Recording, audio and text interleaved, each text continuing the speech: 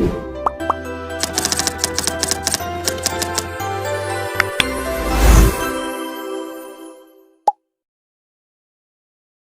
pagi teman-teman. Saya Dian Carlos Tumorang dan rekan saya, Mityu, akan mewawancarai narasumber kami yang bernama Nofri mengenai isu lingkungan di SMP Santo Ignatius Medan. Kami akan mengajukan beberapa pertanyaan kepada narasumber kami, yaitu Nofri.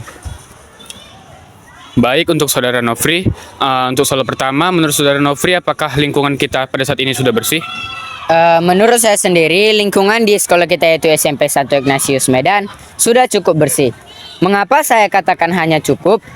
Secara berkeseluruhan, lingkungan di sekolah kita sudah dapat dikatakan bersih. Namun di beberapa tempat masih dapat ditemukannya beberapa sampah seperti sampah plastik. Kira-kira sudah berapa persen warga sekolah yang menjaga lingkungan sekolah? Perkiraan saya masih 85% lah. Baik, untuk saudara Nofri, untuk soal yang kedua, menurut saudara Nofri, apakah sudah ada program yang sudah diterapkan di sekolah Ignatius dan apakah hasilnya efektif atau tidak? Sudah ada. Dapat kita lihat salah satunya itu adalah kegiatan ekologi yang dimana seluruh warga SMP Santo Ignatius mengadakan kebersihan secara berkeseluruhan. Pertanyaannya, Miss, kenapa kami tidak ada menemukan tempat sampah di lingkungan SMP Santo Ignatius, Miss?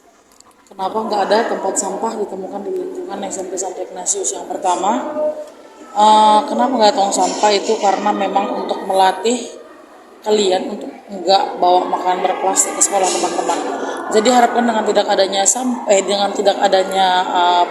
tong sampah di sekolah itu melatih kalian untuk mulai menjaga kebersihan sekolah dengan cara tidak membawa makanan berbungkus plastik ke sekolah, mungkin seperti itu. Dan apakah di Tiada Kata Tempat Sampah itu, Miss, sudah menjadi program yang efektif, Miss, untuk membuat anak-anak tidak membawa sampah lagi ke sekolah, Miss? Dibilang sudah efektif apa tidak, menurut saya pribadi cukup efektif karena banyak anak-anak yang tidak membawa makanan berbungkus plastik. Adanya anak-anak yang bawa makanan berbungkus plastik, tapi kalau kita hitung persentasenya enggak sebanyak anak-anak yang tidak membawa bungkus makanan. Jadi kalau ditanya efektif apa tidak, menurut saya pribadi itu cukup efektif. Berapa persentasenya, Miss? Persentasenya mungkin kalau kita bilang persentasenya berapa, mungkin 80% anak-anak itu sudah nggak bawa makanan berbungkus plastik. Tapi masih ada kisaran 20% kita temukan, Miss. Kalau tanya masih ada, pasti masih ada. Belum lagi misalnya orang tua yang nggak sempat masak mungkin, jadi beli makanan yang udah jadi dan pakai bungkusan plastik, atau mungkin anak-anak yang nggak bawa bekal dari rumah, yang ada kegiatannya di sekolah, beli dari luar untuk makan di sekolah. Mungkin dibawa sampahnya gitu, Miss. Dibawa sampahnya ke sekolah, tapi ini tetap juga sampahnya dibawa pulang gitu. Baru, Miss, cara menumbuhkan kesadaran siswa-siswi SMP Santo Ignatius untuk tidak membawa sampah ataupun membuang sampah, Miss, selain daripada program mentiadakannya tempat sampah, Miss, apa lagi, Miss? Tadi apa cara menumbuhkan kesadaran? Cara menumbuhkan kesadaran itu yang paling penting itu dari diri sendiri, teman-teman.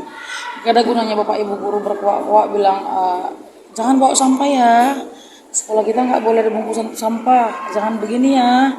Kalau memang dari dalam diri anak-anak kami tidak ada kesadaran, pasti akan sulit. Jadi kalau tanya kayak mana caranya, Miss Mak, daya cara yang pertama itu menumbuhkan kesadaran dalam diri setiap anak didik, seperti itu. Kalau untuk persentase kesadarannya berapa kira-kira, Miss?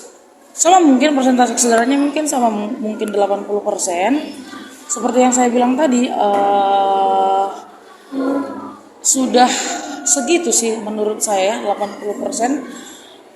Warga di SMP Ignatius itu sudah sadar akan pentingnya menjaga kebersihan lingkungan sekolah dengan cara tidak membawa makanan berbungkus plastik ke sekolah. Untuk pertanyaan selanjutnya, Pak, apakah seluruh warga sekolah sudah turut ambil bagian dalam menjaga kebersihan lingkungan sekolah, Pak? Contohnya seperti para guru, para pegawai, dan para siswa, Pak. Kalau selama ini yang Bapak lihat sih belum, cuman siswa aja yang digerakkan. Kalau guru, ya bisa dibilang kalau hari-hari besar, kegiatan hari besar aja lah mau membantu. Tapi kalau hari-hari biasa kan siswa yang digalakkan seperti kegiatan rutin kita setiap Selasa mengutip sampah di lapangan. Tapi kalau guru kan hanya sebatas memantau saja. Kalau mungkin aksi nyata dari kami itu Pak yang kami lakukan dalam menjaga lingkungan sekolah Pak seperti apa Pak yang pernah Bapak lihat? Yang kalau Bapak lihat yang hari-hari di lingkungan sekolah, kurang warga sekolah untuk menanamkan diri sendiri untuk menjaga kebersihan lingkungan sekolah itu kurang. Kira-kira persentasenya berapa persen Pak warga sekolah yang sudah Pak? Ya bisa dibilang dari 100 itu paling yang 25. Harapan Bapak Pak? Kalau bisa semuanya 100%, paling tidak 80% lah dari warga sekolah itu yang mau untuk menjaga lingkungan sekolah. Tapi pada kenyataannya tidak semua Pak. Tidak semua terrealisasikan. Kan adanya kegiatan adiwirata kan Pak. Apakah itu membantu untuk Bapak? Sebenarnya membantu, cuman karena kurangnya Kesadaran. Satu, kurangnya kesadaran. Dua, kurangnya bimbingan dari ketua adiwiyatanya. Jadi nggak bisa Nggak semaksimal. berjalan maksimal. Terima kasih ya Pak untuk wawancara kali ini. Saya Dieng dan Mityu pamit undur diri. Terima kasih.